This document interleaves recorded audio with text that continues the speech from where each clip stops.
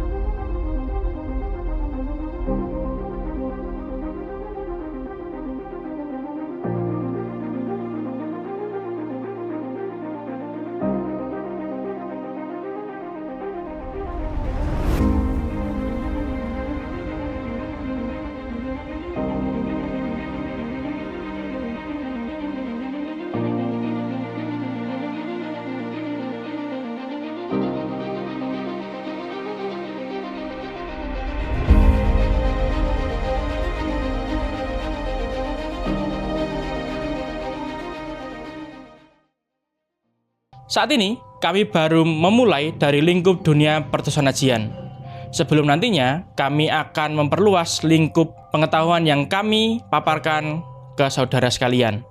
Sehingga mampu terwujudnya wadah dan sarana berbagi ilmu, cerita, dan pengalaman dalam perjalanan mengenal unsur kebudayaan yang lain. Tentunya, keberagaman yang ada pada tanah air kita tercinta ini membuat kita tidak mampu mengetahui dan menguasai berbagai hal secara penuh dan seluruh. Atas dasar itulah perbedaan antar kita sebagai sesama umat manusia sangat diperlukan, sehingga mewujudkan keberlangsungan hidup serta keharmonisan yang akan dirasakan oleh generasi saat ini hingga generasi yang akan datang.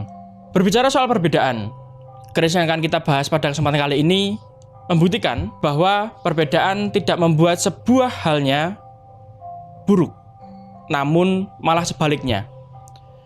Baik perbedaan yang kecil atau perbedaan yang besar tetap membawakan kesan baik dan malah membuat keris ini menjadi istimewa.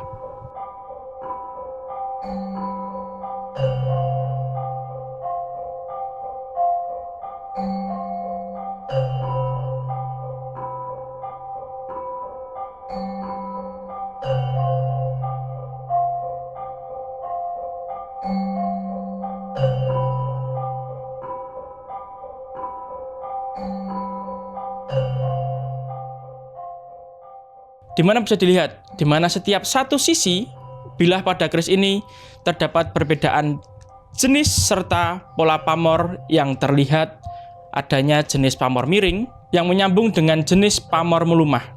Memang bukan hal yang tidak mungkin dan bahkan bisa dibilang suatu hal yang lazim kita bisa menjumpai keris yang memiliki pamor yang berbeda dalam satu sisi yang sama.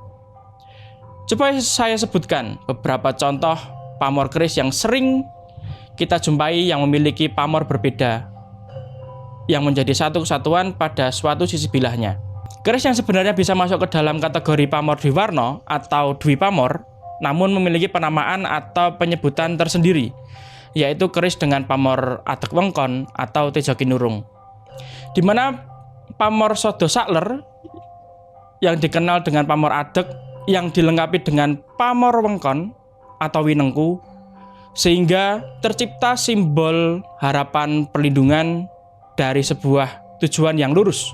Selanjutnya ada keris dengan dua bentuk pamor berbeda, namun tidak memiliki penamaan atau penyebutan tersendiri, sehingga dicantumkan dengan kategori Dwi Pamor atau Dwi Warna. Contohnya adalah keris yang sering disebut dengan pamor kulit semangka yang tersemat pamor kol buntet pada bagian sosorannya, yang melambangkan perlindungan baik secara lahir dan batin bagi sang pemilik keris tersebut.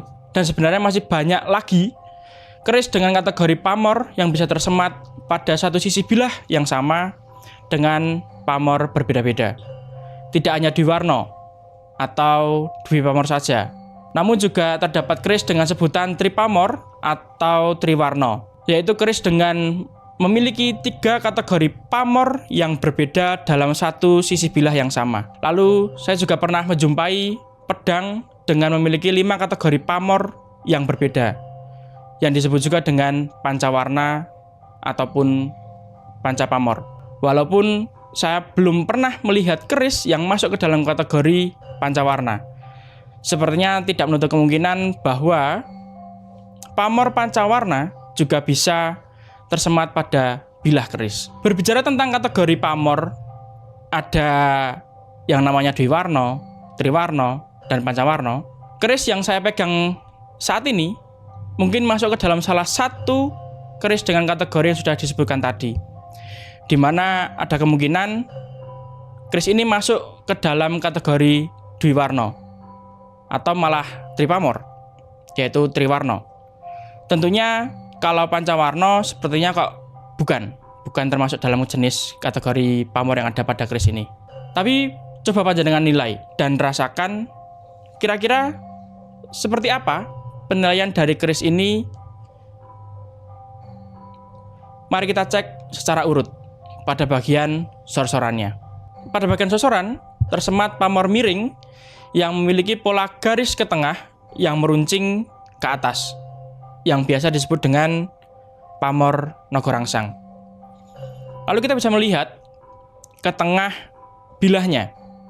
Pada bagian tengah terdapat pamor yang tidak memiliki pola khusus, yang biasa disebut dengan pamor kulit semangka. Lalu ke atas lagi sampai pada bagian ujung bilah terdapat pola pamor Wahyu Tumurun yang mempunyai ciri khas bentuk yang bulat-bulat secara berurutan dari atas hingga bawah. Dengan adanya 3 warna pamor dalam satu bilah keris ini semakin memiliki daya tarik dan nilai tersendiri. Selain daripada pamor yang cantik dan menarik tentunya, keris ini juga membawa sandangan yang masuk ke dalam kategori lawasan. Dengan menggunakan kayu timoho, membuat tampilan menjadi lebih anggun dan wangun. Keris ini memiliki dapur yang sederhana. Dapur yang pasti panjenengan juga sudah sering dengar atau mungkin sudah pernah memilikinya. Dapur sederhana yang melambangkan kelembutan dan cinta yang menyertai rumah tangga yang bahagia, yaitu dapur Tilamope. Tidak ada yang istimewa dari dapur ini, dan dengan ricikan yang sederhana seperti hanya ada kandik lugas, pejetan, serta tikelale saja.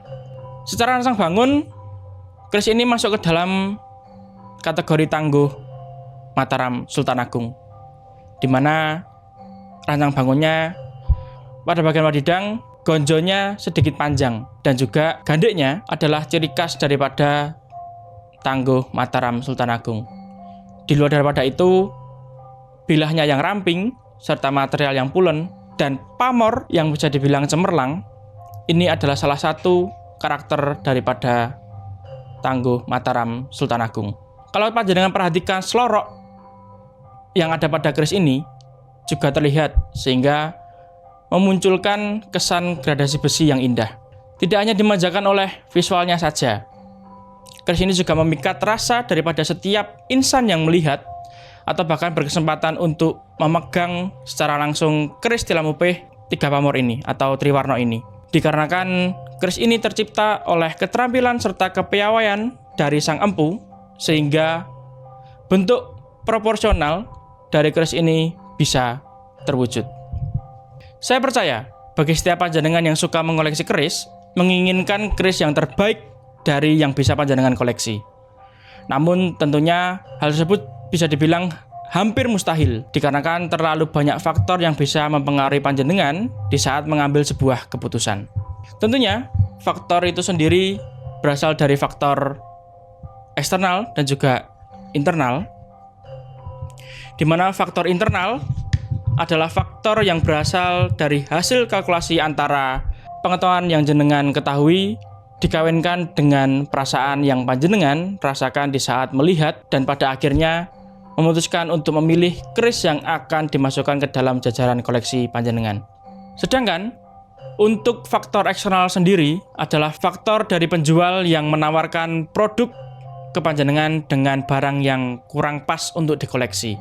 Demikianlah pembabaran mengenai keris tilam upih pamor Triwarno, yang dimana kalau panjenengan berminat atau tertarik dengan keris tilam upih pamor Triwarno yang ada pada sebelah saya ini, bisa langsung hubungi saya di nomor yang sudah tertera di description box di bawah tentunya.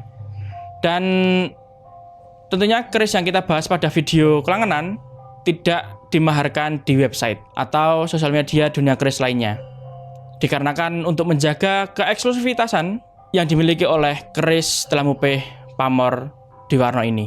Kami harapkan juga bagi panjenengan yang menonton video ini mendapat pencerahan atau kemantapan hati, sehingga siapa tahu keris yang kita bahas pada video kelangenan kali ini berjodoh dengan panjenengan. Sekian dari saya ucapkan terima kasih, dan salam rahayu, salam budaya. Yang muda, yang berbudaya. Rahayu, rahayu, rahayu.